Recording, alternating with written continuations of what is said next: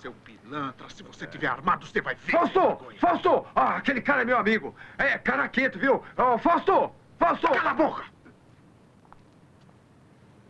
O que é que tá vendo? Fala pra eles, fala! Quem é você? Algum bom? Ele é industrial, cara quente. É ele que fabrica aquele cigarro Eden, o Azteca, o Monte Helma. Olhe, esse Azteca é um puta estourapeiro.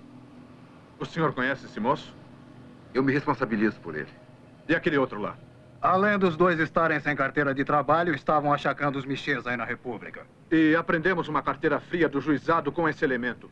O curta-circuito ele é patrocinado pela Tecar Fiat, Tambatec, Solidez e Codenge. E o projeto é feito através da Lei Municipal de Incentivo à Cultura de Belo Horizonte. Sejam todos bem-vindos a mais um Tete a Tete no Lobby, nosso penúltimo Tete a Tete. Já estamos aqui com o coração apertado, que está, enfim, essa série de webinars do Curta-Circuito 20 anos, em parceria com a UNA, nossa parceira querida. Enfim, a gente está no nosso penúltimo episódio e a gente queria, enfim, agradecer muito a presença do Fernando Oriente. Fernando Oriente está com a gente já tem alguns anos já nessa parceria, né, Fernando? Desde o início lá em São Paulo, né? Andréia, a primeira edição foi aqui em São Paulo. Lembro. Foi com o Marcelo Circuito. Não, eu falei sobre os filmes do Raulino. Você falou sobre o Raulino. Andréia também estava. Eu lembro que eu comentei o Marcelo Zona Sul, do Xavier de Oliveira. Você fez o Marcelo Zona Sul, Eu lembro que você estava, né, Oriente? Você estava na plateia, eu lembro. Estava na plateia. Foi sim. Foi. E eu fiz os filmes do Raulino com os filhos dele na banca, na mesa comigo, sim, né? Filmes do sim. Raulino. Foi uma sessão linda. E isso também, na última temporada, foi fichado aqui também, em Belo Horizonte. Foi fichado, né? Exatamente. Eu matei Lúcio Flávio, na sessão do Matei Lúcio Flávio, filmaço. Conseguiu escapar, tá hoje com a gente aqui. Né? Depois de um período na penitenciária, está um homem livre. A gente libera ele. Pagou as dívidas com a sociedade, está hoje conversando sobre o Carlos Requembar com a gente. Com certeza. A gente queria agradecer a presença de vocês. Enfim, o Fernando era para estar presencialmente aqui conosco, mas, enfim, a pandemia, o momento louco que estamos vivendo no mundo, nos impediu. Esse curta-circuito é curioso porque a gente lida com fé, magia e mistério.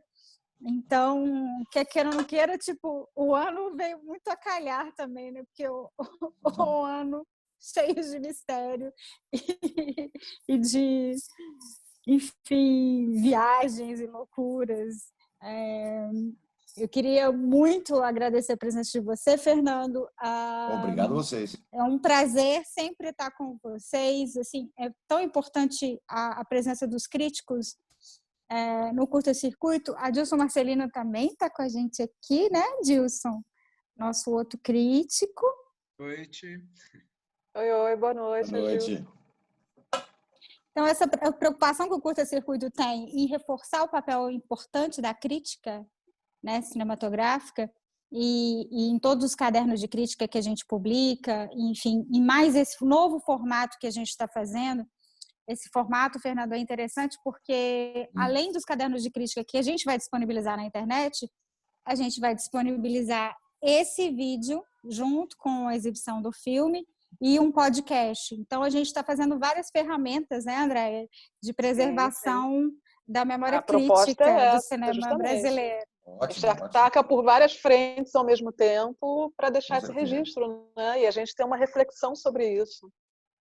Muito bom mesmo. E uma coisa sobre a nossa história, né? Ontem foi tão importante o Valtinho falando de memória, de preservação, e o papel nosso da difusão é nessa coisa da preservação, né? A gente, enfim, a gente registra e a gente reforça a importância de termos essas pesquisas, de termos acesso às críticas sobre a história do cinema brasileiro, e grande parte disso é muito feito lindamente pela nossa curadora Andréia Ormond, pelos textos, pelas publicações, pelos estudos, Então, assim, é com muita honra que a gente tem ela na equipe, com muita honra que a gente tem todos vocês, críticos, que são nossos parceiros de anos.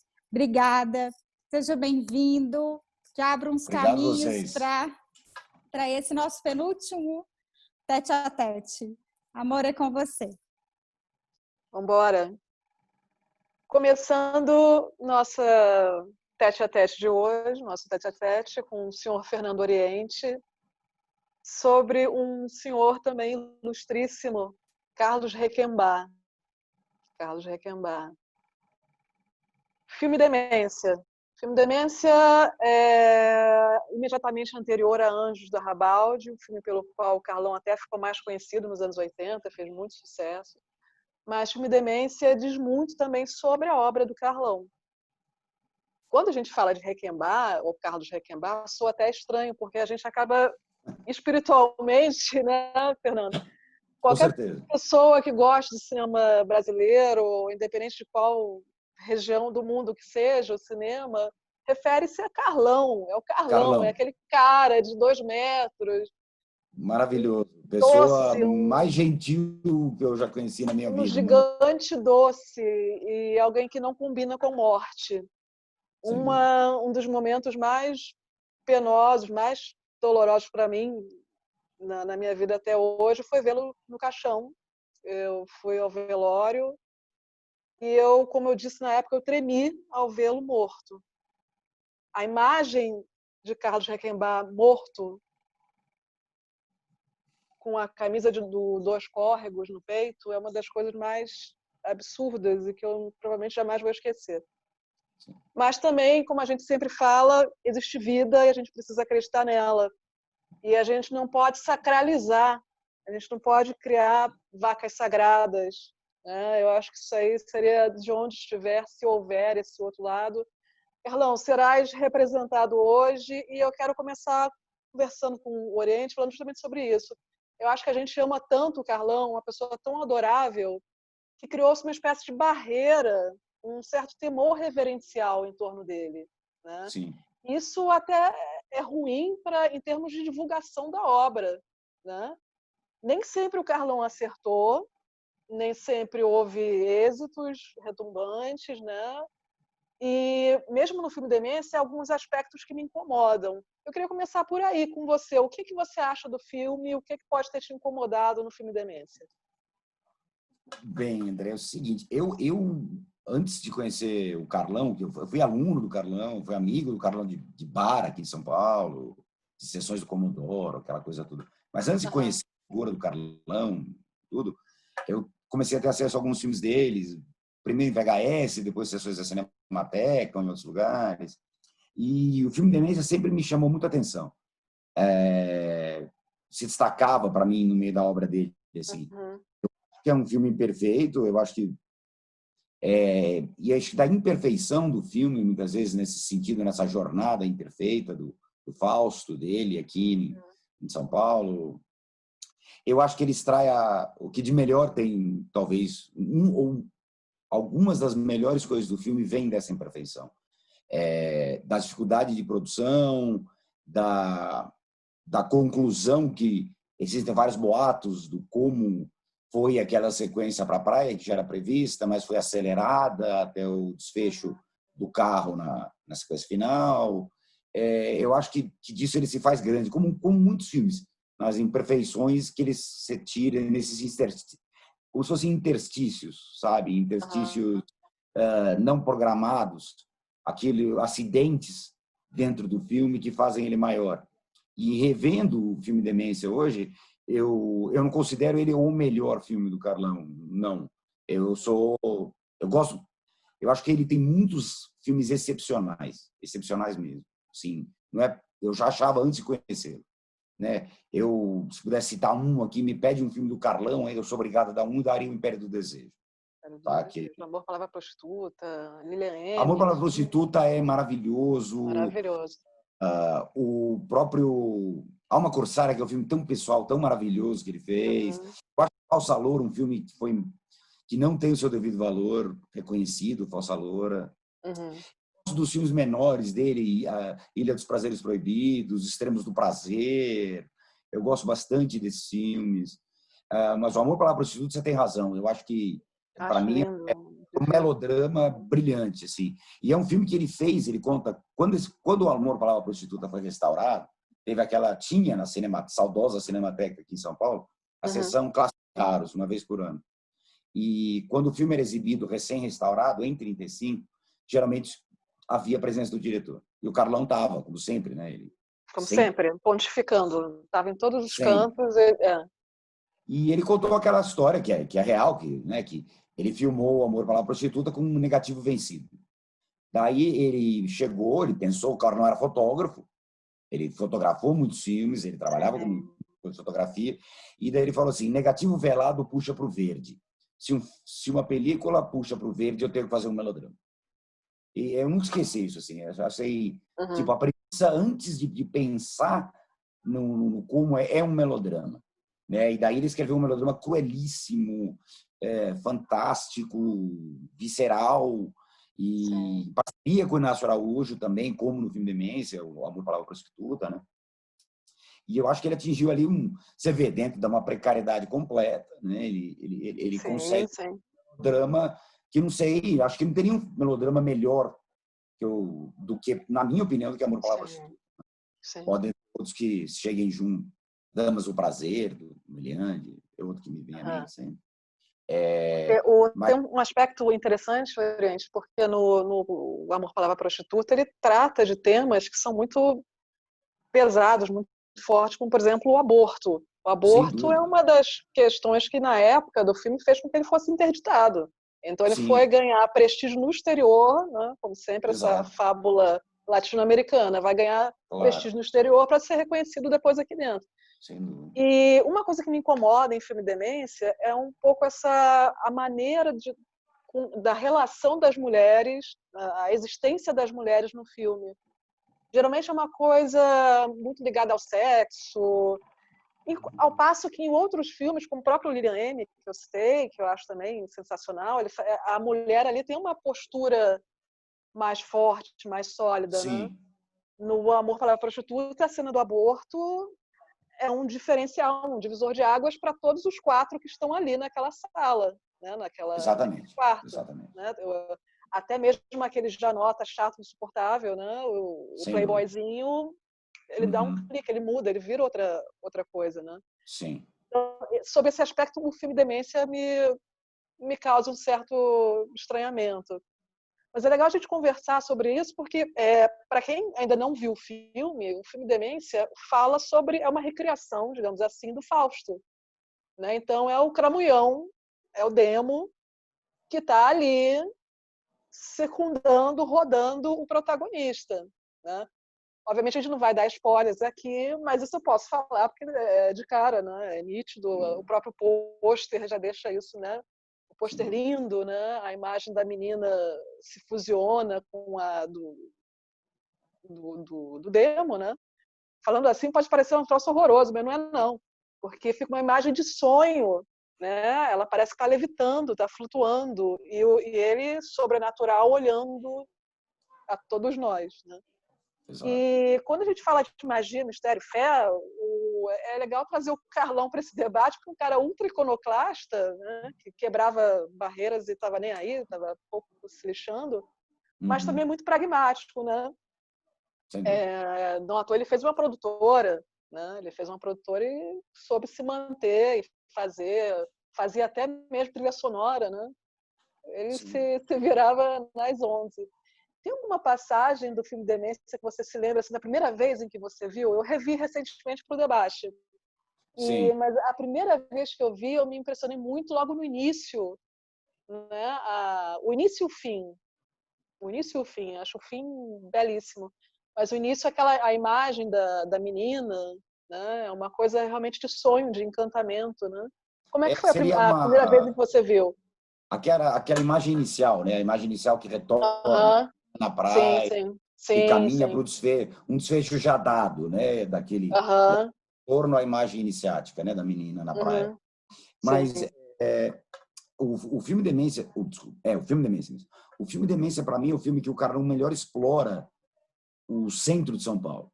Se você for pensar, tem muito isso no Uma Corsária também, em quase todo o filme dele, mas o jeito que ele explora o centro, né? E o filme que ele segue um movimento, né? O personagem, o Fausto, né? Sai do centro para a periferia de São Paulo, da periferia de São Paulo para a praia, né?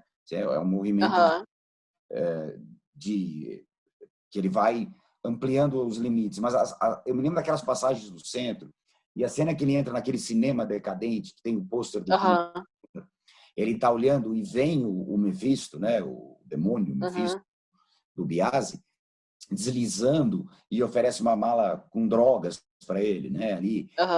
E aquela cena me marcou muito, assim, sabe? Por estar no centro de São Paulo, que todo paulistano como eu assim tem uma relação, tinha mais ainda quando era mais moleque, o centro, frequente muito, mas aquela imagem, por estar lá, Fausto, Mephisto, num cinema com o pôster do Fuller, eu sei o quanto o Carlão gostava do Fuller, né? Várias coisas ali, já aquele destino dado do personagem, aquela cena me marcou muito. E a cena do banheiro, que muita gente ria, eu lembro de várias sessões que eu vi muitas vezes o filme, né? As pessoas riem que o Fausto encontra o Carlão fazendo uma ponta no banheiro, ele está no urinol do lado do o amigo gosta de provérbios, acho que não lembro agora de frases, e faz uma citação, né? Aqui me marcou muito também, que é já no caminho dele para a estrada, né? Muito assim da periferia, a hora que ele vai para a periferia também, a sequência na fábrica, onde ele encontra o poeta, que era um ator recorrente, o Carlão, que era um poeta, agora me foge o nome dele. O Parolini, né? O Orlando Parolini. Exato, Orlando Parolini. Que naquela carcaça de um edifício, em meio em ruínas também, que também faz uma citação, né? E o que você estava falando é interessante, né? O Carlão, ele introduz o metafísico fantástico nesse filme no meio de uma aproximação realista dos espaços. Ele filma o filme todo ali com a câmera na altura do homem, uma recriação do real, os personagens reais que ele encontra, e ele vai inserindo de uma maneira, aí que eu acho outro grande mérito do filme, ele insere o fantástico no meio de um naturalismo, de um naturalismo de encenação, né? Seja por um personagem que está conversando parar e citar algo, seja por um corte com o personagem encarando a câmera e citando para a câmera, seja pela presença do Mephisto, logicamente, caracterizado de Mephisto ou não, pelas recorrentes flashbacks que ele tem, dessas imagens iniciáticas e tudo mais. E aproveitando o gancho que você falou das mulheres no filme, eu concordo com você que elas têm papéis fracos no filme. Até mesmo a moça que ele foi amante dele, que o ajuda, ela também está lá, porque ele teve um caso, ela também tem aquela coisa sexual da puta, né? Sem dúvida nenhuma. Sim. Eu acho que é um filme, talvez o filme do Carlão, de mais qualquer personagem que não seja o Fausto, o personagem, o Enio, que conduz o filme, que surja, ele acaba sendo uma fantasmagoria. Ele é uma lembrança do passado, alguém que surge, ressurge, que ele reencontra, que o filme está aberto a esses encontros do Fausto com o outro, né? Encontrar com o outro. Mas esses outros, eles servem apenas para relembrá-lo de alguma coisa, para dar umas pistas sobre quem ele é, pistas para ele mesmo e para o espectador, mas são incapazes de demover ele do percurso dele, de um percurso que tem que concluir e que está dado desde o começo do desfecho qual vai ser, né? Então, todo personagem, mesmo a menina, essa funcionária dele, ex-funcionária, né? Que é a falida dele de cigarros, ela surge, ela também é uma fantasmagoria. Quando ele encontra os personagens, o cara que ele compra o carro, todo mundo mais material ali, materialista, que seja aquela presença na superfície da tela, elas são da cabeça do Fausto na condução do filme, do jeito que o cara não constrói a mise-en-scène, são perturbações fantasmáticas de um personagem que está reencontrando o passado, encontrando presenças, está tentando pensar quem ele foi, relembrar quem ele foi e quem nunca vai ser, né, ao mesmo tempo também. Isso é muito interessante. Nunca vai ser, né? Do momento, muita gente fala que o filme poderia teria uma viagem ou teria um limbo, como se ele já tivesse não mais aqui nessa jornada, pais, né? O Fausto. Então, eu acho realmente que, concordo, as presenças femininas elas acabam sendo sexualizadas, desde da esposa dele, passando por essa ex-amante e outras mulheres que surgem no filme. Mas é um filme muito masculino. E o Carlão sempre foi um cineasta que tratou muito bem personagens mulheres, né? Sim, Não só sem dúvida. É isso que causa justamente o estranhamento, né? Porque, na verdade, é uma proposta. Ele retoma aí, por exemplo, o curta Sangue Corsário, que é a mesma toada, né? Geralmente é o personagem principal, um outro homem amigo com quem ele tem uma relação de fraternidade, quase irmão, e começam a falar sobre o mundo e andando nessa carta de amor a São Paulo. Esses filmes são cartas de amor às cidades, né? Um amor profundo. Você vê o encantamento pelas ruas, né? E sempre deambulando, né? Andando. O filme sempre é um constante movimento. Não para, né? Não para em nenhum momento. É um movimento constante. Para quem for ver o filme, é interessante ressaltar isso, porque são sempre, na maior parte das vezes, são externas, né?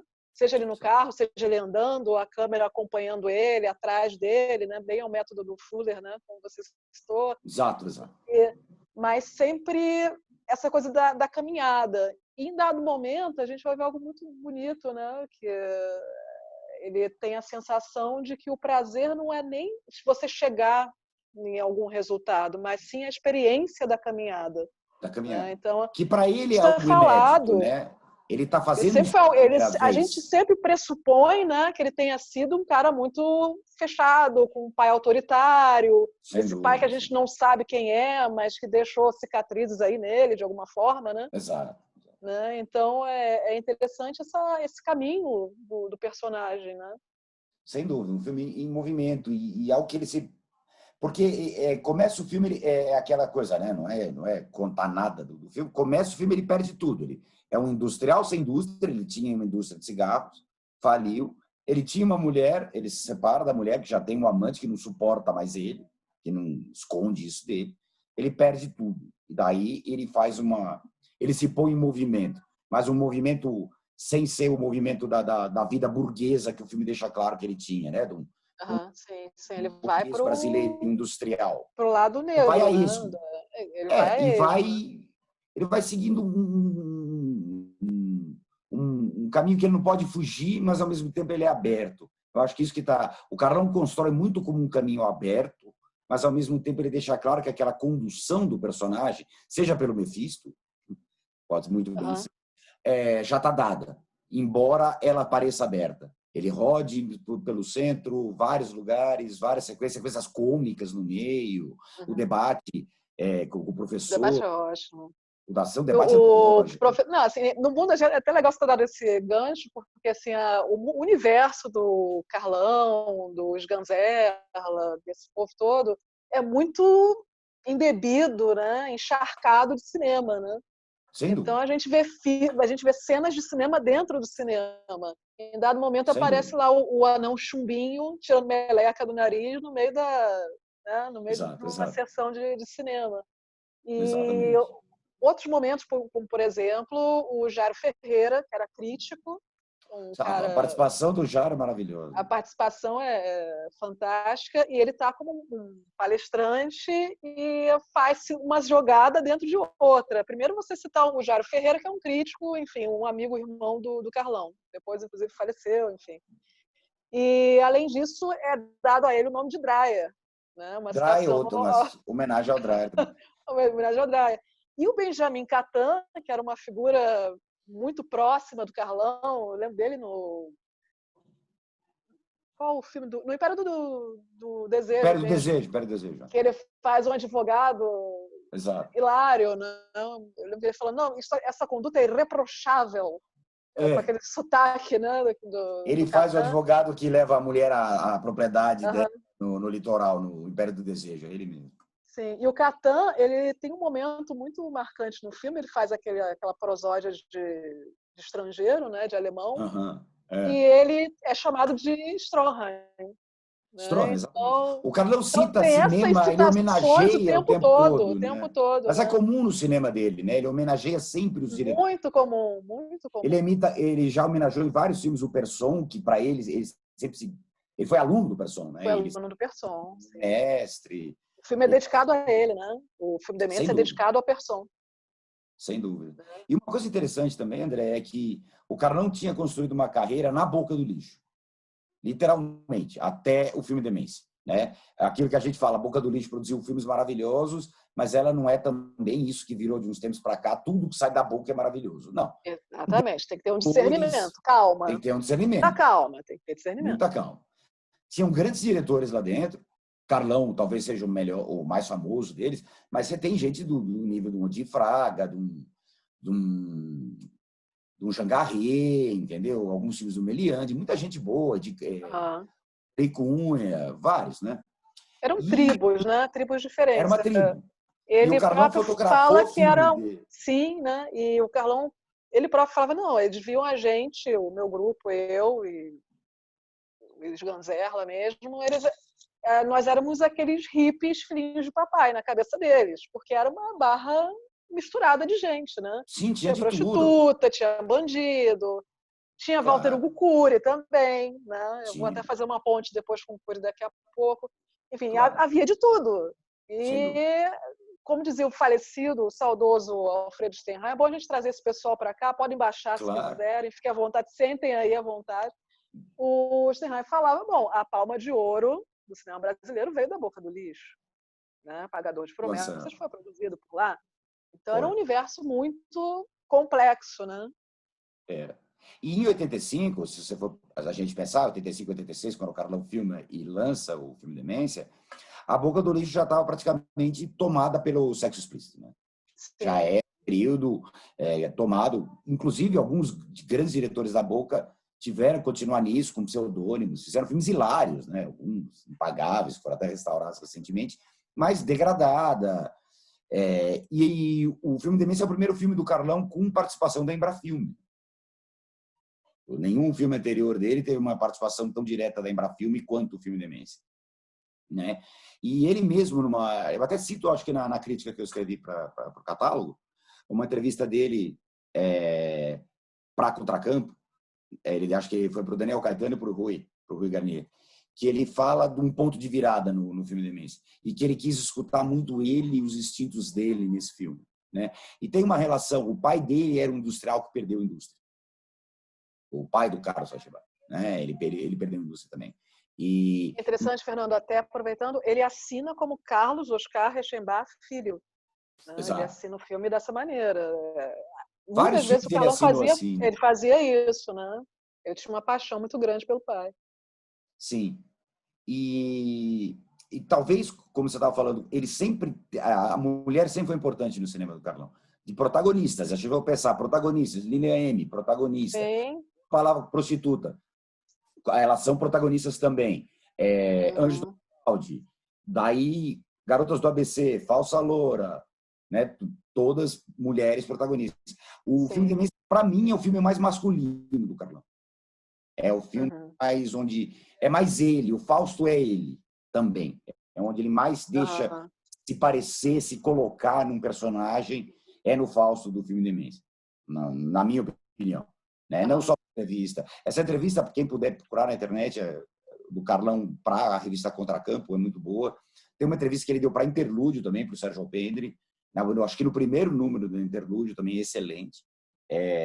O Carlão era ótimo para entrevistar, para escrever crítica. Expansivo, falava um monte, e sempre genial com umas sacadas assim, homéricas. E sempre muito sincero, né? Nunca fazia média, nem com cineasta brasileiro, nem com cineasta estrangeiro, né? Ele tinha uma paixão pelo Godard, ele defendia pelo Fuller, pelo cinema japonês, pelos filmes vagabundos, né? Eu me lembro que tem uma sessão de... Oi, perdão, no ouvido. E gostar essa coisa do Carlão com o filme vagabundo é muito da... Eu me vagabundo antes de descobrir que o filme era bom. Né? Quantos filmes vagabundos... Vagabundo eu estou dizendo entre aspas aqui, tá, gente? Acho que nos anos 80 era, sei lá, um subgênero, né? Esses filmes vagabundos, que eram filmes baratos, ou filmes de gênero, coisa assim, né? E foi uma das primeiras pessoas a sacar o potencial da internet numa renovação crítica, né? Ele foi bastante hábil, ele é uma raposa felpuda, mas uma raposa felpuda do bem. O Olhos Livres, o Querido, blog dele, querido. né? Era maravilhoso. Sim, então ele abriu as portas. De filmes. Porque havia aquele preconceito muito grande ao fato de, se você faz um blog, você é um blogueiro e isso supostamente coloca você num patamar inferior. E a gente conseguiu reverter isso ao longo do tempo. Mas naquele início, ali, tipo uns 2005, 2004, era uma outra forma de se encarar a crítica feita na internet. Então, o papel do Carlão no cinema não se resumiu tão somente ao fato de ser diretor, né? O cara foi produtor também, era um leitmotiv. Ele lançava coisas, né? Ele lançava a sessão do Comodoro tendências. que ele fazia aqui em São Paulo, todo mês, ele levava filmes dele, ele legendava com amigos os filmes que o Cine Sesc cedia para ele, né? Eu me lembro de uma sessão que o player do Cine Sesc deu um problema ali na hora, porque era uma sessão improvisada, ele saiu, foi até a casa dele, pegou o player dele, trouxe e projetou o filme. Entendeu? Era uma sessão em que ele citou Raul Pompeia. Eu pensei, que cara é esse, né? O cara de cinema que cita literatura do século XIX. A formação dele é literária. A formação né? O Carlão... Sim, um cara muito literário e muito culto, mas também, ao mesmo tempo, muito acessível, muito doce. Muito. Eu sei que você deve conhecer a história, né? Que o Carlão falou que ele estava fazendo o curso de cinema dele, uma faculdade que não existe mais aqui, no Colégio São Luís, aqui na Avenida Paulista. O Luiz Sérgio Persson, professor dele, né? Uma das primeiras aulas, ele falou para o Persson queria saber por que ele estava fazendo cinema, né? Por que ele queria estudar cinema. Ele falou, porque eu quero ser escritor, a minha formação é literária, eu amo literatura, eu quero escrever filme. Ele falou, você quer que o que você escreva vire um filme? Ele falou, isso, exatamente. Então é melhor você virar diretor. Ele falou que foi o estalo, foi o Persson falou para ele. Né? Luiz Sérgio Persson, para quem estiver nos assistindo, diretor, entre outros filmes, de São Paulo, Sociedade Anônima, né? Um dos grandes clássicos do cinema brasileiro, e foi professor mesmo, literalmente, do Carlão em sala de aula. Foi. E o filme, como a gente falou agora há pouco, é dedicado, o Carlão dedica ao Persson. Fernando, tem uma... Não, pode falar. Não, nada. Só ia comentar que, acho que é no Anjo da Rabalde, né? Que a escola onde as professoras trabalham é a escola do professor Luiz Sérgio Persson. O nome sim. Para vocês verem esse tipo de ideias, de brincadeiras que ele fazia ao longo dos filmes. Era recorrente, né? Sempre tinha uma pegadinha, uma brincadeira no ar. Que era uma referência também muito da geração do Carlão. Né? Esse culto ao cinema. Ele era muito godardiano nisso, né? Sim. Amava o Godard e dá para perceber em quase todo o filme do Carlão elementos do Godard, né? Que ele usa. Tem uma cena no filme Demência que me chamou também muita atenção, provavelmente é todo mundo que viu e que verá. O momento em que ele coloca uma gilete na boca, né? E é aquele flerte com a morte. Sem dúvida. E não contente em fazer isso, em colocar essa gilete na língua, literalmente, encaixá-la aqui entre os dentes, o Carlão dá aquela... Ele usa a técnica, propositadamente, é muito nítido, de estender essa agonia por algumas cenas. Então não foi só te colocar e tirar. Ele vai falar com a esposa com essa gilete nos dentes, né? Exatamente. Então, eu me lembro de tempos atrás, estudando sobre Deus e o Diabo na Terra do Sol, para você ver o parangolé da coisa. O final do Deus e o Diabo, em que há aquela correria, né, desembestada ali do Geraldo Del Rey, foi propositado, o Glauber quis levar aquilo à exaustão. Né? Então, quando a gente vê filmes dessas pessoas que têm, de fato, uma sacada por trás, tem alguma construção, nunca é demais pensar que aquilo ali pode ter sido calculado. No caso da Gillette, me parece muito nítido, porque dá uma sensação de estranhamento muito grande. Né? Muito. Então, eu imagino para quem está lá na sala escura, ou mesmo no tablet, onde quer que seja, né? Porque hoje em dia é pulverizado, democratizado, né? Mas já vou ver um filme do demônio, né? Já vou ver um filme do capiroto. E, além disso, a criatura ainda coloca uma gilete no dente, né? Na boca. Então, o filme tem esse flerte com a morte, né? O que eu te falei, que aqui, já entrando um pouco no próprio desenrolar do filme. Para mim, é uma jornada livre, é um filme solto, uma jornada solta. Pela primeira vez, o Fausto está solto no mundo, já que ele perdeu tudo, né? Mas ela tem um final dado. A jornada dele tem um final dado. E essa sequência da Gillette que você falou é uma das sequências que abre o filme. Ele fica o tempo com aquela Gillette na boca, vai falando com a mulher que está dormindo, ele tira a Gillette da boca e rasga o pijama dela, a camisola dela. Né? Então, essa coisa da morte é constante no filme, né? Várias vezes a morte surge direto ou indiretamente, ou elementos, né? Essas introduções, essas sujeiras que o Carlão coloca no filme, muitas das citações que os personagens fazem virados para a câmera mesmo, né? O Carlão corta e faz o... Sim. Em grandes presenças também, a gente tem a presença antológica no Boteco do Centro do Cláudio Willer falando sobre o Marginal também, né? Que é uma sequência clássica do filme também, na parte ainda no centro de São Paulo, né? Então, essa coisa do marginal, da poesia marginal, do limite, da margem, né? Ele vai tensionando e estendendo essa margem, né? Tanto que ele sai do centro para as margens da grande São Paulo, para daí pegar uma estrada para fora da cidade. O filme mostra a hora que ele vai para a periferia, a cena clássica do ônibus cruzando a Marginal Tietê, né? Do outro lado do rio, onde começam, para lá do rio que ficam as periferias e os limites da cidade. Tem isso também. E só querendo voltar uma coisa que você falou, André, desse amor do Carlão por São Paulo, dos filmes, mas é um amor que os cineastas tinham, os brasileiros tinham, como, por exemplo, Davi Neves pelo Rio. Sim, né? Seja em Muito Prazer, em Fulaninha, que é maravilhoso, o Carlão por São Paulo, vários outros. Mas não esconder a sujeira, filmar a sujeira lá. As imperfeições. Não tinha uma maquiada de cenário ou para fazer que fique bonitinho, não. São Paulo, quem conhece São Paulo sabe, São Paulo é bonita e horrorosa, entendeu? Ela é isso. O cartão postal da cidade tem alguns, mas ela é bonita e horrorosa. Sim. E nessa dialética, beleza, feiura, horror, redenção, esse mistério que pode possibilitar, né, os dois lados da coisa, que eu acho que é perfeito para emoldurar essa jornada do Fausto, né? Tinha que ser essa cidade suja, degradada. O centro de São Paulo já era extremamente degradado nos anos 80, né? Ainda mais bar, ainda tinha muito mais gente que frequentava, muito mais gente que morava, né? Mas já era um lugar degradado. Então, eu acho que isso é o cenário perfeito, natural para o Fausto, para o tipo de jornada que o Fausto vai fazer, né?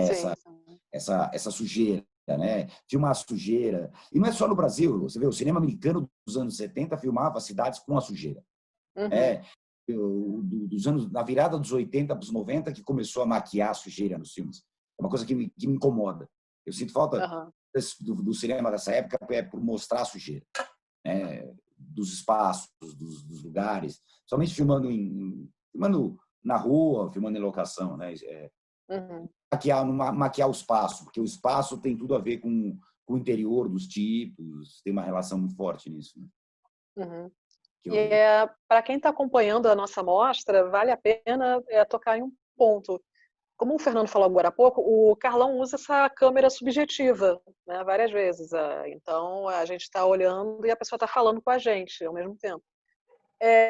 Me ocorre de lembrar, em Prova de Fogo, do Marco Kottberg, uma das cenas que a gente comentou e que, de fato, é um desbunde no filme, quando a gente vê um mendigo, supostamente mendigo, / Exu, / bandido, o que quer que seja, comendo uma oferenda e olhando para a gente, né, olhando nos nossos olhos.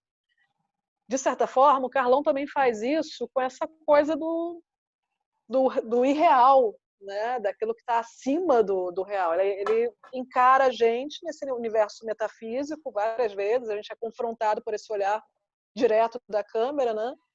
E nós temos, além disso, a figura dele, daquele que é o oposto da pureza, da bondade, né? Esse cara do mal, o mal literalmente encarnado, e que fica perseguindo ali o Fausto, né? Que é o Sem dúvida. Se protagonista, fica ali disfarçando. perseguindo no ouvidinho dele o tempo todo, né? Sim, sim. Que ele veio sempre a cobrar a dívida dele. Aí volta ao texto do Goethe, né? Ele está sempre cobrando a dívida do Fausto, né? Como no trama do Goethe, né? Então, essa referência literária também, mais uma do Carlão, né? O Salvo, Sim. caso.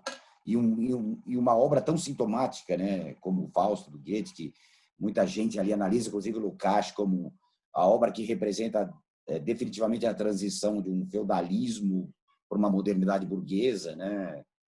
E se desse, eu queria encaixar uma coisa que eu acho interessante no filme. Pois não, claro. Que o Fausto, né, perde a indústria dele, né, de cigarros. Então, ele é um industrial sem indústria. Nos anos 80, começa a desindustrialização do Brasil, que vai se acentuar muito depois do Plano Real, né, que o Brasil passa a ser um país de capitalismo rentístico, dependente rentístico, né? Agora, praticamente, vive de rentismo e agroexportação, né? Minério exportação. Mas ele já mostra isso, né? Que era a indústria brasileira caudatária de uma indústria multinacional, no caso, né? Sócia menor, no caso ele com cigarros dele, né? Então já é um período assim de um Brasil em transformação dos anos 80, da desindustrialização que o Brasil vinha montando desde o começo do século XX. Você já tem ali o industrial sem indústria, falido, indo até a fábrica naquela sequência que ele encontra um personagem que só não vai estragar para quem não viu o filme, que fala que gostava muito dos cigarros dele. Ele fala: vou te entupir de cigarro. Leva o cara até a fábrica, que está lá carada, entra lá, pega um monte de pacote de cigarro e dá para o cara. Né? É sintomático a gente hoje ver isso, né? Que em 1980 começa ali uma desindustrialização do Brasil e o Carlão, felizmente, nota isso. Eu acho que... Sim, e a gente citou agora há pouco São Paulo Sociedade Anônima, né, que é justamente sobre esse boom da industrialização. Que era a industrialização o momento anterior à angústia do personagem do Valmor Chagas de ser um diferente, também, de certa forma, também pressionado por esse esquema burguês de casar e ter filhos e enlouquecendo na cidade, né? Exato. Na época da industrialização de São Paulo, né? O Fausto já é o início da desindustrialização do Brasil, né? Então, você tem brilhante o que você falou, eles são momentos antagônicos ali, né? E do mestre, do Carlão, que é o do Person, né? Do mestre que está ali, de certa forma, também, né? Sobrevoando tudo aqui, todo o resultado do filme. E o Carlão sempre é um dos poucos cineastas que tem uma paixão pelo trabalho do operário. Né? Você percebe os dois últimos filmes dele, era uma quadrilogia, ele só conseguiu filmar 2, né? Sobre operárias no ABC, né? O Garotas do ABC e o Fossa Loura. Mas a personagem do Amor, Palavra, Prostituta, ela é operária, têxtil, né? As professoras não deixam de ser trabalhadoras, operárias, educação, no Anjo do Balde, né? Então, o cara não teve uma coisa de filmar o proletariado, né? Filmar assim. E aí, nesse caso, no filme Demência, é o burguês, né? É o industrial. Burguês, é o industrial. No caso, né? E ele encontra um funcionário, uma operária, que é a moça que acolhe ele, numa sequência do filme, que tinha sido amante dele, que é essa, sim, também. Até no filme Demência, ele coloca uma personagem proletária de fábrica, que recebe ele. Sim, e entre esses nomes que a gente citou já ao longo desse nosso bate-papo, apareceu o Walter Hugo Cury, porque, ao mesmo tempo, também tem essa questão do Marcelo, né? O Marcelo é um dos personagens centrais o personagem, né? O personagem. O personagem central da obra do Walter Hugo Cury. E quando ele está fracassado, né, na lona, ele recorria ao sexo. Né? Então a gente tem uma relação de estranhamento com a filha, que era a Ana. Isso ocorre muito no Eros, em que ele também é uma declaração de amor a São Paulo, a moda coreana, né? Sim. Mas e um sentimento também de poder ali, de dominação, né? Muito forte. O Fausto já está naquela Combalido, andando pela cidade, né? E tentando chegar, sei lá onde. Mas como a gente já tocou nesse ponto, o que interessa não é nem o resultado, mas sim o prazer da jornada, né? Sim. Por mais que o final já esteja dado, né? Por mais que o Pela final já primeira essa jornada, sei lá, elegíaca dele, a gente poderia dizer, do Fausto, talvez a primeiro momento ela é elegíaca, ela tem um final anunciado trágico, mas por outro lado também libertário, né? Em nenhum momento o cara não é um cineasta da invenção, um cineasta da liberdade, né? Então essa condenação ela também se situa, se põe para o Fausto no filme Demência como uma libertação da vida burguesa, da herança do pai, do casamento fracassado, do que ele não fez, daqueles personagens todos que dão pistas do que ele poderia ter sido e acabou não sendo, para ser o filhinho burguês do papai burguês e que faliu, ao contrário do pai que ganhou muito dinheiro e deixou um império de cigarros para ele. Né? Então, essa coisa do fracasso, né? O cara é um fracasso. loser, é um fracassado e ele reconhece isso. A gente está vendo um fracassado em praça pública. Sim, né? ele é um fracassado em relação em praça pública. o fracassado em relação aos negócios que o pai deixou para ele, em relação ao pai, em relação à esposa que não quer saber dele, tem outro, não esconde. E ele é fracassado em tudo. Fracassado em relação aos amigos que esperavam tanto dele, tampistas que, pô, Fausto, você era e acabou não sendo. Né?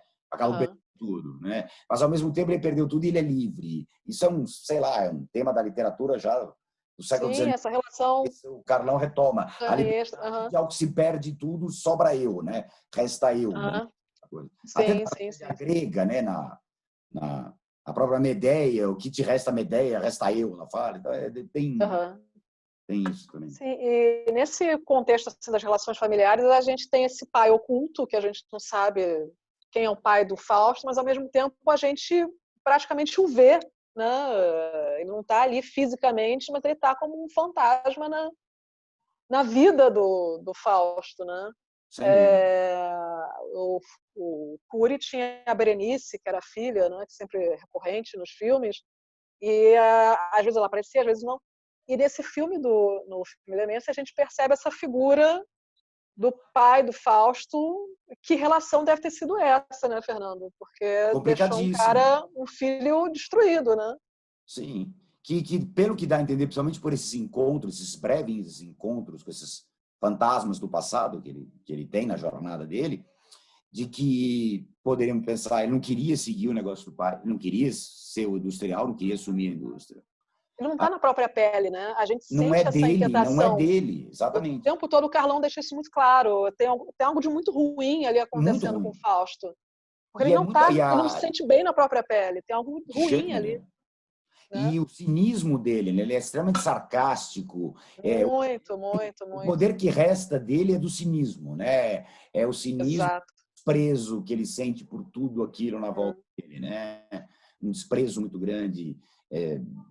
Tipo, né? Pô, Fausto, você podia isso, mas não foi. Agora sobrou isso aqui, entendeu? E o Ennio, eu acho ele ótimo no papel. Eu acho que ele está muito bem. Está muito bem no filme. E o Carlão topou um tabu, inclusive, de mostrar a genitália masculina, né? Que, vamos e venhamos, é um tabu ainda hoje. Um cineasta ainda homem, hoje, né? Mulher que seja, enfim, mas sobretudo a gente pensar isso nos anos 80, né? E o Carlão, um típico pai de família, né? Da porta de casa para dentro, era um pai de família, né? Super. E altamente para frente. Foi muito livre. O sexo para o Carlão sempre foi muito livre, né? Ele nunca teve problema nenhum. Ele tinha prazer em filmar o sexo de várias formas, né? Como relação de poder, como relação de prazer, como relação de liberdade. No Império do Desejo é muito claro, né? Claro. É a força do sexo ali domando o filme inteiro e como ele bem gostava de falar... E várias formas de sexo, né? Sim, diferenças de idade, enfim, de enredos. E como ele falava, o Império do Desejo, eu trafeguei muito naquele limite entre a licenciosidade e a liberdade. Sim. Né? Sem dúvida. Essa questão do discernimento que a gente falou agora há pouco, né? Uma coisa Sim. é a liberdade, outra é a licenciosidade. Uma coisa é você ter a boca do lixo, outra coisa é você endeusá-la sem espírito crítico, né? Sim, sem separar A o joio do gente trigo. perde com isso, né? Porque Claro. havia coisas belíssimas ali dentro, mesmo feitas pelo próprio proletariado. O Clericunha com os Claro. filhos dele são um marco ali daquele de Fraga, né? E, o sem contar Garré, que a gente sempre cita, enfim, o o Garré, Garré claro. é um cara E um dos brilhante. pais da Boca, né, que era caminhoneiro, que é Oswaldo Candeias, um dos Oswaldo maiores Candeia. do cinema mundial. O cara era caminhoneiro, Sim.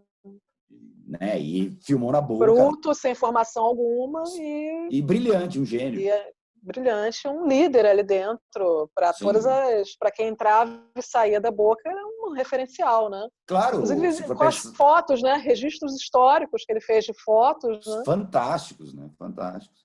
E um cara que lançou A Margem em 66, né? Ou seja, como ali Sim.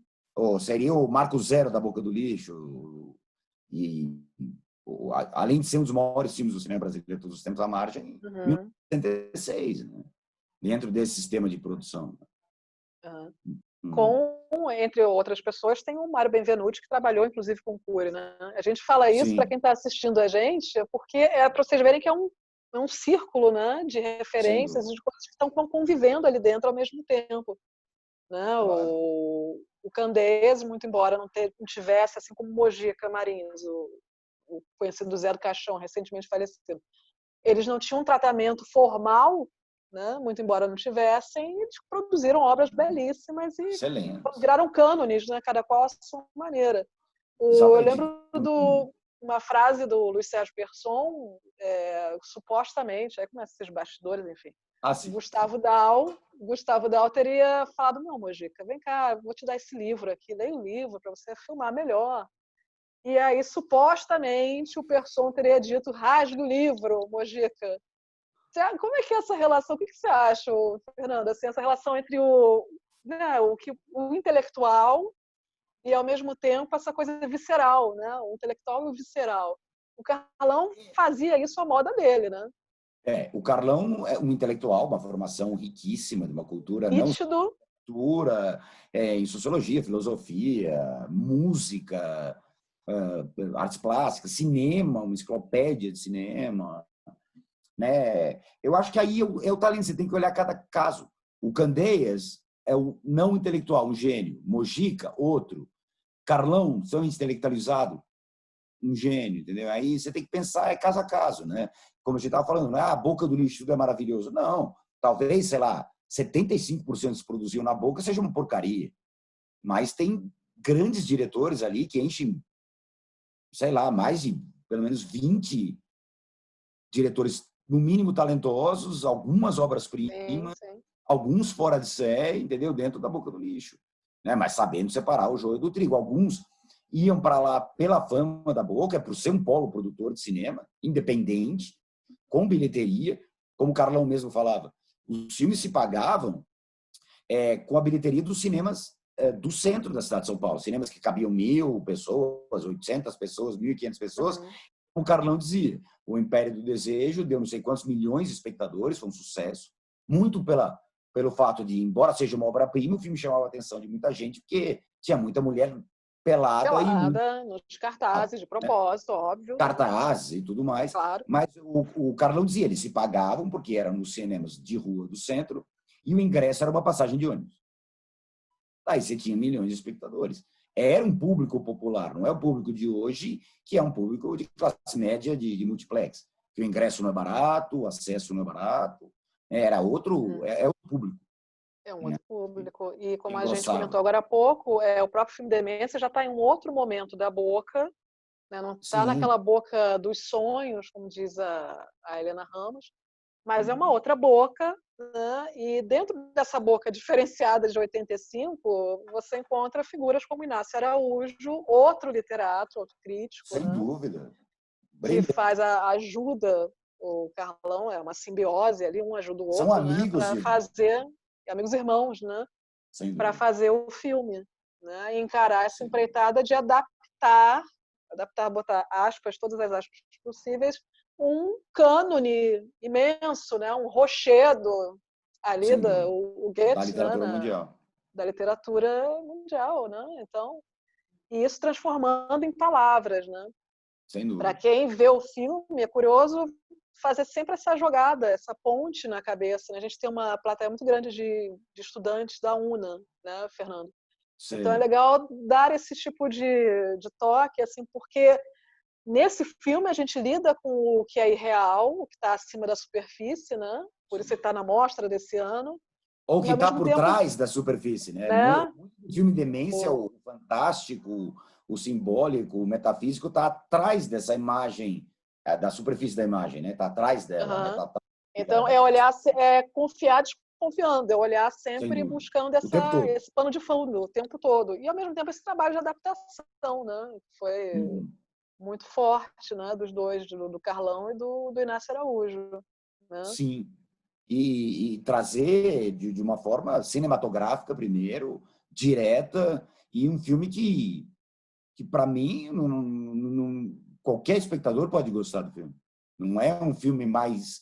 esse filme Sim, exige sim. mais, ou ele é para um público que gosta de tal tipo de filme. É um filme que encanta, que tem densidade dramática, que tem situações interessantes, que tem ritmo, Uhum. movimento constante, tem muito humor. O Carlão nunca deixava de ter Sim. humor.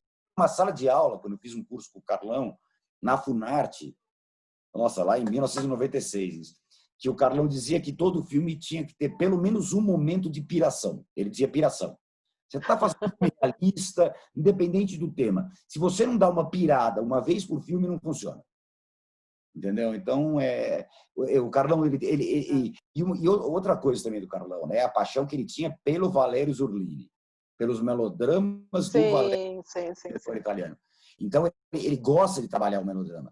Não necessariamente só no Amor pela Prostituta, que é um melodrama mesmo, mas todo o filme, o Carlão introduz o humor, ele introduz o gênero, mas ele sempre alguns elementos de melodrama tem. Eu me lembro do Carlão falando uma vez para a gente, aí já foi uma conversa de boteco, que Uhum. quando fez o Dois Córregos, ele queria puxar para o melodrama, e daí o Richelli, né, que é o protagonista do Dois Córregos, filme do Carlão dos anos 90, pediu algumas informações. O Carlão deu acho que é o primeiro ano de tranquilidade do Zurlini, deu o VHS pro Richelli e falou: eu quero você o que o Alain Delon faz nesse filme. O resto a gente conversa. Sem responsabilidade nenhuma, uma coisa bem Só leve, ser né? o Alain Delon, Só né? isso, só Num ser filme do Zurlini. É verdade. E é interessante essa parte que a gente está falando das andanças dele por São Paulo, essa questão dos inferninhos, né? Que E aqueles inevitável, né? momentos, né, são inevitáveis na vida do homem, um cara que não é um macho alfa, ele está ali tentando Não, sobreviver, derrotadíssimo, né? sim. E às vezes até transa, mas transa sem prazer, transa sem paixão e No caso dele fazer monotonamente, né? Porque ele tá a sensação de desconforto que o Carlão, que o diretor consegue passar para o espectador é muito grande. A gente vê um demais. desconforto muito grande ali, As mulheres são, como eu estava falando, né? Volto àquilo, são espectros, né? É um sexo espectral com elas, como é um encontro espectral com os amigos, ou com uma situação onde ele tenta resolver. Aquele amigo dele que faz sempre um alívio cômico, ali que é sempre preso, sai do camburão. o Fernando Benini. Faustou, Tem um momento ótimo, Fernando, que quando ele entra no camburão, já tem uma pessoa dentro, um cara dentro. Aí eu acho que é Tem. a voz do Carlão que fala gostoso. E fecham a porta, do Tem, camburão. Esse exatamente. tipo de piada é a cara dele, né? Não, ele insere, né? O Carlão ele é meio polifônico, ele vai do humor escrachado, à zomba, ao melodrama, à citação Jorge Lima, coisas assim, literária, eruditíssimas, né? extremamente erudita, ao material em si dele mesmo, a jornada do Fausto, e vai fazendo essas digressões que ele faz maravilhosamente bem em quase todos os filmes dele. Ele é um mestre da digressão, eu acho, Carlão, do interstício, sabe? Sim, sim, sem dúvida. Do simulacro, de trabalhar o simulacro dentro das mudanças, das digressões que ele que ele faz no filme, né? Então, acho... Sim, sim. Eu tô só aqui elogiando, cara, não, porque é difícil não A gente elogiar. fica, né? De fato, assim, no filme Demência, como eu falei, tem essa questão uma repetição que já vem de Sangue Corsário, do curta, né? E em outras Sim. obras. Essa questão dos dois personagens, um pregando para o outro. Esse recurso recorrente, às vezes, cansa um pouco. E o método de introduzir as mulheres no filme, né? Isso em contraponto a outros momentos brilhantes, né? Como, por exemplo, a gente já citou Amor, Palavra, Prostituta, a trajetória do Escracho, a dor, a alegria de Lilian M, Relatório Confidencial, do qual eu Sim, o gostava próprio bastante Falsa também, né? Loura, o Falsa Anjo Loura. Balde, né? As mulheres fortes, liderando e literalmente conduzindo os filmes, né? Sim, sim. Como o Carlão sempre gostou de fazer, né? Mas aí já é o filme Demência já é o filme mais masculino do Carlão, né? E daí sobra esse não trabalhar nas Sim, sim. eu acho que realmente você tem razão. As mulheres elas surgem bem menos interessantes do que os outros E personagens. sempre oferecendo sexo, né? Sempre numa Sempre coisa oferecendo sexo. de sexo, né? Sim, sim. Então, a única mulher que aparece, que é idosa, a gente não vai dar spoiler aqui, já falei, né? Tem que ter um certo cuidado. Prestem atenção na senhora idosa, comendo banana, a moda do bang bang, do André Tonati, Exatamente, bang bang total. Na estrada, no carro. Prestem atenção nessa velhinha encantadora, né? E saliente. Sim. Os espectadores que estiverem, por favor, vejam e pensem nessa roda de debate aqui quando vocês estiverem vendo essa velhinha fofa. Lembrem da velhinha. Lembrem da velhinha. Por falar em roda de debate, a gente podia abrir, né, para as perguntas. Claro. Eu queria convidar, não sei se vai ser possível, mas tem uma diva da curta-circuito desse ano chamada Sakura. Deixa eu ver se a Sakura você tá está aí. entre nós. É a diva afrontosa da curta-circuito 2020. Estava aqui agora. Acabou de sair. A gata é assim, a gata é assim. Ela pensa, eu sou dona desse ser humano aqui, dessa mulher, e eu posso fazer o que eu quiser, eu derrubo isso aqui se eu quiser. Então já fica feita a homenagem. A gente tem também, né? Aqui, a gente tem também o nosso Otto, né? Cadê? Nosso gato. Na arte. Olha. Na arte. Aí, graxinha. Oi, gente. Olha aí, tá vendo? Cadê? Apareceu. Aê, agora sim. Apareceu. Morde, Sakura, morde. Não dá mole, não. Morde isso. Ela tá invadindo outra live ali. Imagina. É assim. Afronta, Andréia. Manda. O Adilson Marcelino quer falar. Pois não, vamos lá, Adilson. Sou aquele chato, né? Que toda vez tem que falar. Imagina. Por favor! Mas eu queria fazer um comentário sobre uma colocação que a Andréia fez e queria também compartilhar um episódio aí do filme Demência. O comentário é o seguinte, porque a Andréia falou sobre a questão das mulheres, né, no filme Demência. Eu não vou falar aqui sobre representação, né? Porque ainda que eu tenha 30 anos de pesquisa, um site de 16 anos, de vez em quando eu tenho que ouvir chatice, já um homem fazendo um trabalho sobre as mulheres.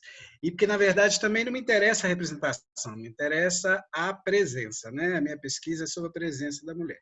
E aí, eu queria só deixar registrado que no filme Demência a gente tem a presença de dois atores fetiches do Carlão, que é o Eno Gonçalves e a Vanessa, né? Porque a Vanessa, inclusive, que, né, na época a gente ainda falava de musas, né, musas da boca do lixo, enfim, a Vanessa Alves, construiu uma carreira gigante aí no cinema popular, mas ela foi feita pelo cinema do Carlão, né? Ela vinha aí do Paraíso Proibido, caminhou com ele aí no filme Demência, fez vários filmes, inclusive ganhou o prêmio Gramado com o Anjo da Rabalde, né, de atriz coadjuvante. Fez Garotas da ABC, fez Extremos do Prazer, fez, enfim, outros filmes. E o Anjo da Rabalde é o Desejo. Exato. E é premiada no Anjo da Rabalde. Então tem essa presença importante da mulher embora, aí, né? Embora o papel dela seja meio colateral ali, né? Sim, e tem porque E tem um terceiro ator fetiche que a gente pode trazer, Adilson, que é o Parolini, né? Parolini, de novo na trama e geralmente como um catalisador, né? Sem dúvida. Sempre como um elemento bomba, né? Sim, a Vanessa também, porque era o segundo filme dela, né? A Vanessa começou muito novinha, eu entrevistei ela, inclusive, para o site, e ela começou muito novinha, muito, e o segundo filme dela é o Paraíso. E aí é onde ela me contou que ali, inclusive, ela encontrou o seu lugar e foi feita mesmo, assim, em termos de formação, pelo cinema do Carlão. Então, eu queria só deixar registrado isso. E compartilhar um episódio interessante do filme Demência, que, enfim, quando ele foi lançado em Belo Horizonte tinha, assim como outras capitais, né, vários cinemas de rua, e aqui em Belo Horizonte a gente tinha uma rede, né, um circuito de cinema de rua que era um monopólio, era um dono dessa rede, o famoso Luciano, mítico. Parece-me que, inclusive, aquele personagem do Hilda Furacão, que é interpretado pelo Stênio Garcia, é baseado nele. Ele adorava meninas virgens, assim, comprava meninas virgens. Tem muitos filhos pela cidade, enfim, é uma pessoa folclórica mesmo em Belo Horizonte. E ele comandava essa rede que a gente chamava de Cinemas do Luciano. E eram muitos cinemas de rua e todos eles tinham uma cara mesmo. Assim. Você tinha o Cine Brasil, que era do cinema popular, faroeste, filme de karatê, filme dos Trapalhões. Aí você tinha o Cine Paládio, que era da classe média, que era o mais confortável, que passava os filmes do Oscar. Você tinha o Patê, que era o cinema de arte, que era onde eram lançados os filmes do Bergman, do Fellini. E você tinha o cinema de arte, assim, radical, experimental, que era o Rox, o meu predileto, apesar que eu circulava por todos. E o Cine Rox exibiu o filme Demência. E eu não conhecia o Carlão, no meu início da cinefilia. Nossa, começou por aí. Estava ali com 22 anos. Minha formação sempre foi de cultura de massa, era de novela e tudo, e ali eu estava começando, ampliando aí nessa cultura pop a partir do cinema. E aí anunciou-se, e aí eu fiquei ouvindo o Fernando falando, talvez também seja por isso, né? Porque o filme Demência aí, com essa questão da Embrafilme, ele foi realmente lançado nos cinemas. E aí ele foi exibido no Cine Rox, eu curioso para entender aquilo tudo, fui no primeiro dia, na sexta-feira à noite, assistir. E chegou lá, não teve o filme porque não tinha público. E aí, a essa época, os cinemas de rua tinham um coro, você tinha que ter 6 pessoas no mínimo para ter sessão de cinema. E eu fui na sexta, não teve o filme, eu fiquei desapontadíssimo. Voltei, não me lembro se no sábado ou no domingo, não teve de novo, porque não tinha público. E aí eu liguei para 5 amigos e pedi para eles irem, porque eu não tinha condições de comprar 6 ingressos, mal eu conseguia comprar um. E aí nós fomos 6 pessoas e assistiu o filme. Chegou, acho que tinha mais um ou 2 pessoas lá. E aí assisti esse filme, foi o primeiro filme do Carlão que eu vi. E vi no cinema, no lançamento, e tive a oportunidade de contar essa história para ele e ele morreu de rir. Ele achou sensacional, porque eu contei para ele, porque o Carlão, como já foi dito aqui, né, acabou sendo como de tantos outros, meu padrinho, né, me premiou no site, e tem uma presença importante na minha vida aí, de pesquisador de cinema brasileiro, e eu tive a oportunidade de contar isso para ele, me lembro, lá em Ouro Preto, em Ouro Preto, a gente estava caminhando pela cidade, e eu contei, ele adorou essa história, adorou. Ele falou, nossa, porque ele adorava o filme Demência, né? Era para ele um dos grandes filmes dele. Assim, ele dizia que era o preferido. Exato, que era o cartão de visita dele, né? O mesmo que ele dizia também sobre o Enio Gonçalves e sobre a Vanessa também. E aí eu tive essa felicidade de protagonizar esse episódio aí, queria compartilhar aqui, e a felicidade maior ainda de ter contado isso para ele. É um momento bem Carlão, né? Parece do roteiro dele. Né? Você, camarada, contrabandear gente para dentro do cinema. Isso é sensacional, Exato. muito bom. Para que a sessão pudesse acontecer. Para que a sessão pudesse acontecer. E o filme Demência, ainda hoje, né? Porque depois eu revi algumas vezes, ele tem essa ambiência inquietante e que eu já vivenciei lá naquele momento ali, porque era um momento efervescente, assim, de cinefilia mesmo. Me lembro de um filme muito pouco falado hoje, que é O Noite, do José Louzeiro, que eu vi também à mesma época, que é uma adaptação do Érico Veríssimo, e que também tem uma ambiência, tem uma quebra de espelho. Eram filmes que me tiravam um pouco o chão, me desafiavam, né? Eu ali no inicinho ali, de minha formação cinéfila. Então, o filme Demência, lá naquele momento, ele já te lançava nesse caleidoscópio desconcertante, e ele é grande porque ele ainda faz isso hoje. Né? A cada vez que eu revejo o filme, eu revi algumas vezes, a cada vez que eu revejo o filme, eu fico desnorteado com aquela ambiência que perpassa o filme inteiro e que está aí perpassando aí toda a obra do Carlão, né? Sim, seja sim. Qual filme, seja qual enredo que ele buscou aí para trazer para os seus filmes, mas que tem aquelas coisas, né? Você está assistindo o filme do Carlão, tá lá a cena, que é isso que o Fernando estava falando, talvez da piração. Você está assistindo o filme dele, de repente alguém começa a ler, né? Abre um livro, começa a ler e passa. Né? Eu me esqueci agora qual deles, né? Que passa a mulher nua, assim, na frente da câmera e lendo o livro. Então, essa piração, né? Que o Carlão que foi lembrado. Eu acho que é Os Extremos do Prazer, não é? O Ilha dos Prazeres.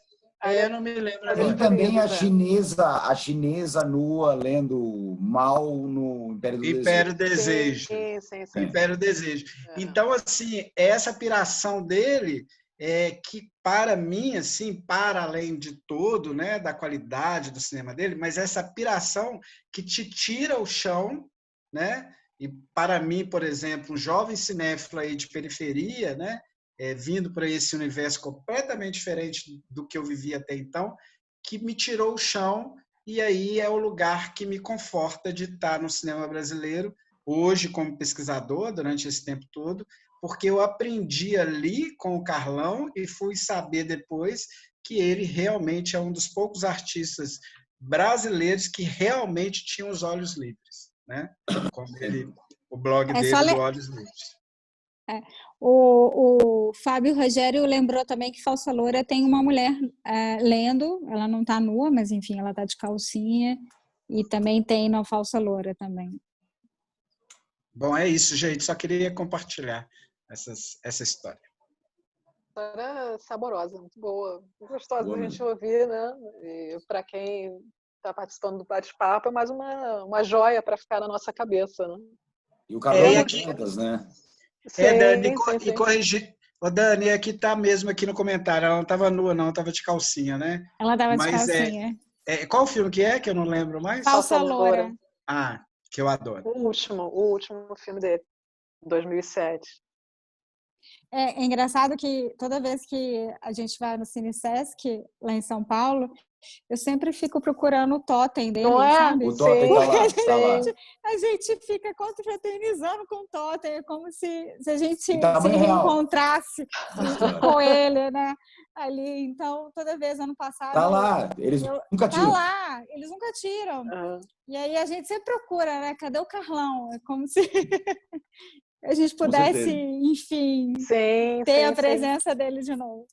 E para quem não sabe, gente, o Carlão fazia, a gente citou aqui, as sessões do Comodoro, né? E era no Cine Sesc em São Paulo, na Consolação. E um dos momentos mais legais Perdão, na Augusta. E um dos momentos mais legais não era nem só ver o filme, mas era depois do filme. E a gente conversava, ficava um monte de gente conversando, e ele próprio ali como um mestre de cerimônias, assim, ao jeito dele.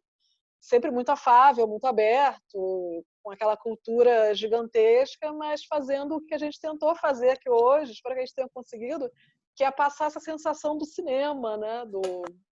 Do quanto isso pode ser prazeroso, do quanto a gente pode pensar sobre isso. Né? E falando nisso, eu conheço poucos diretores que amavam... conseguem fazer isso, né? Como o Carlão, e poucos ainda que punham o amor que ele sentia pelo cinema na matéria do filme dele. Né? O Carlão é um dos que mais conseguiu fazer essa transferência, né? Sem querer só usar citações ou nada, era o amor pelo fazer, né? O fazer cinema, tanto que ele era fotógrafo, ele era roteirista, ele fazia trilha sonora, ele operava construía grua se precisasse, montava, fazia, se virava, fazia o diabo. Sem dúvida nenhuma. Um cara de cinema mais que o Carlão, acho que não vai ter ninguém igual, talvez. E desculpem um clichê, mas que falta faz. Imenso. Em momento desse que a Cinemateca passa por isso, pelo que está passando atualmente, por tudo, né? Um farol para o cinema brasileiro. Um cara que deixa uma lacuna enorme, mas ao mesmo tempo provoca isso, né? É muito interessante, todo mundo fala do Carlão com um sorriso no rosto, né? Mesmo passados 8 anos da morte dele, ele está presente, né? Exatamente. Carlão muito presente. Que é importante a gente fazer uma observação na fala ontem do Walter, nessa questão da preservação, e a gente fala assim, da recuperação dos filmes, quão difícil foi encontrar filme Demência, né? É difícil, né? É importante da gente ter achado, inclusive para a liberação também dos direitos de exibição, né? Então... porque para quem está vendo a mostra, né, não tem a dimensão, muitas vezes, do que da relação que se envolve, né? E era a responsabilidade do Éder Mazzini, né? E aí Éder Mazzini é falecido e ficou com a esposa, com a Beth, a quem a gente agradece imensamente por ter liberado a exibição do filme. Mas é essa grande questão, a gente até brincou com o Valtinho ontem, tipo assim, deixa um testamento, deixando para um lado bom da família. Tipo, não deixa ninguém prender teu filme, não. A vida real mostra, né? A vida real e a coisa que o Carlão mais gostava, ele com certeza colocaria todos os filmes dele em aberto para todo mundo, fosse do jeito que fosse. E a gente teve uma dificuldade, né, Fernando? O Fernando me ajudou muito nessa saga da busca do filme, né? Porque você não acha o filme na internet também, né? Tem alguma parte da filmografia antiga brasileira que a gente consegue ainda encontrar na internet. Mas no caso do filme Demência, enfim, foi suado, assim. É mais suado, sem dúvida nenhuma. E mas lembrando que o filme Demência... Uma vez você conseguiu. A gente está virando expert enfim, a busca do tesouro perdido. Meio Indiana Jones, né? Arqueólogo, assim, procurando. Arqueólogo. Você atualizou, Dani, a minha epopeia para assistir o filme da Demência. E agora você para ter a cópia. Para. Não, e é engraçado porque vocês falando uma coisa assim, tem uma locadora antiga aqui em Belo Horizonte que chama BH Vídeo. E assim, teve aquela fase das falências das locadoras. E quando a BH Vídeo ia fechar, eu fui desesperadamente correndo lá na locadora e falo, me dá toda a filmografia do cinema brasileiro que você tem aí. E um deles é São Paulo S.A. que tenho aqui guardadinho. Eu fiz isso também. Tinha os do Cury peguei um monte, comprei a preço de banana e a gente converteu depois para DVD. Mas quem eu consegui em DVD ainda. E ainda consegui uns do Cury, maravilhoso também. A Dilson, tá aí, fãzaço do Cury, consegui uns maravilhosos do Cury também. Enfim, eu só lamento não conseguir achar Jean Garret, porque Jean Garret é uma coisa assim muito, muito, muito difícil de Acho que a Andréa nunca fez a curadoria de Jean Garret, mas se ela fizesse eu ia arrepiar de cima e embaixo, porque é uma filmografia praticamente Ô, Dani, inexistente, assim, tem no sabe? mesmo esquema que a gente tentou pro filme Demência, mas só nesse. Tá. Posso falar Porque- mais uma coisa? Claro, Sim, Di. claro, claro. Não, é porque você citou Jean Garret, né? Que você sabe que é minha paixão aí no cinema popular. Dois. Todas nós. Sei. Eu tenho alguns tantos filmes do Jean Garret aqui, Olha, que eu garimpei aí nos VHS, enfim. Mas, enfim, eu tenho paixão absoluta por ele.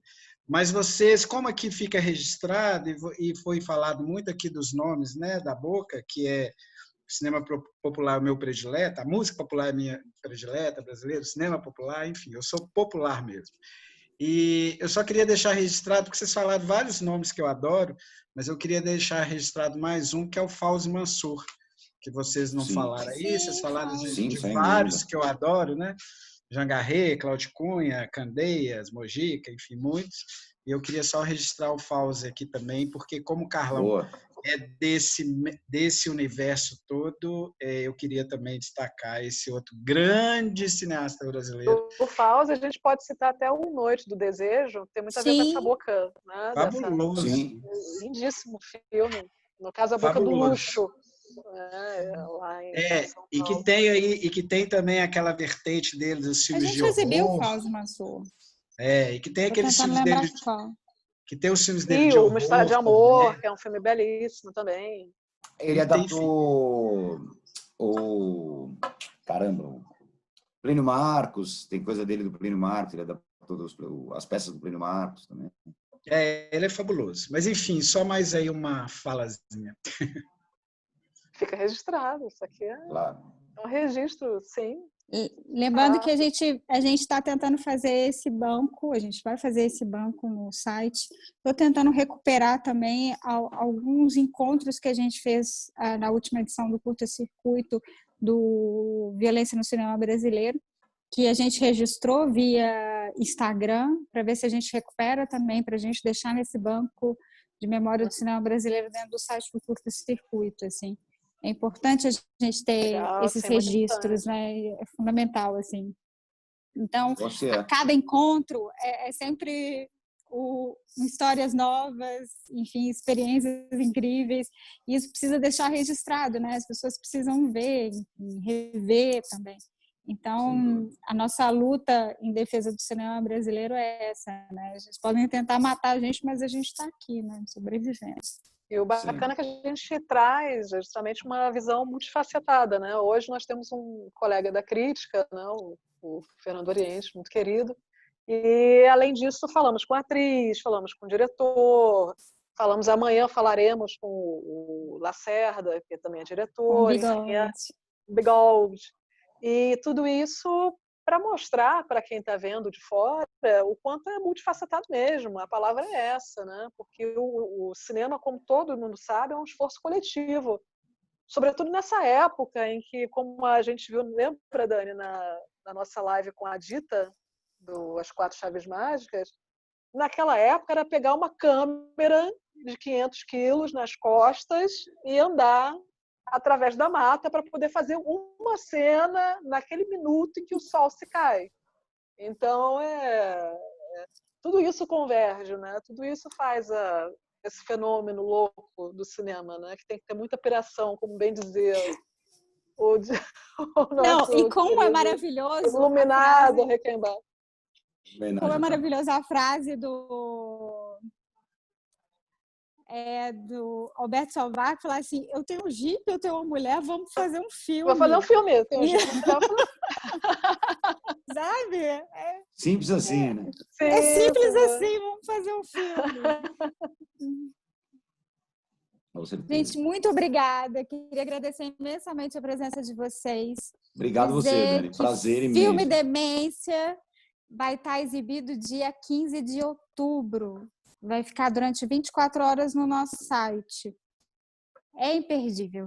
Esse filme eu assisti no Humberto Mauro, assim, e nunca mais vou esquecer. Assim, saí do cinema até Estou meio anestesiada do Se cinema. começar pelo pôster, a pessoa já é tragada para o filme, porque o pôster é uma coisa linda, lindíssima. É lindo mesmo. Procurem aí na internet, vejam um cartaz do filme Demência, que é uma coisa belíssima.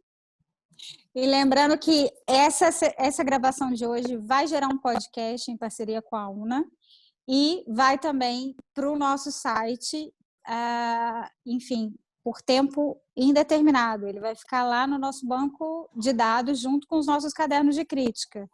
Lembrando que a gente está fazendo um novo site, mas o nosso antigo site ainda é uns filmes, assim. Boa para todos. A gente se vê em outro. A gente dá uma liberdade nos podcasts interessante também. Assistir é só ficarem atentos aí, que foi um bate-papo imperdível. Muito obrigada. Obrigado você, Dani. Obrigado, Você André. já é parte Obrigado da a família, todos. viu, Fê? Cerda também está com um cardápio no próxima Facebook de live, comida, Opa. que é dia Profissa. sim. Falei com ele que a gente vai fazer um caderno. Então, Andréia, acho que a gente pode ir aqui os Pimentel e a gente Acho fazer um grande banquete. Acho digno. Não é mesmo? Excelente proposta. Sim. Fechado. Fechado. E ó, até amanhã. Amanhã encerra a nossa última webinar, nosso tete-a-tete com o Bigode, encerrando com chave de ouro. Foram encontros lindos, encontros incríveis e que vai ficar registrado, esperamos que para sempre, mas pelo menos no site do Curta e Circuito vai estar lá. Um beijo grande, gente. Valeu, até obrigado. amanhã. Beijo, gente. Fernando, Valeu. um beijo. Obrigada, Obrigado, Andréia. Dani. Obrigado, Andréia. Beijo. Beijão. Tchau, tchau. Obrigada, Valeu, Una. Fernando. Valeu você. Beijo. Tchau, tchau, gente.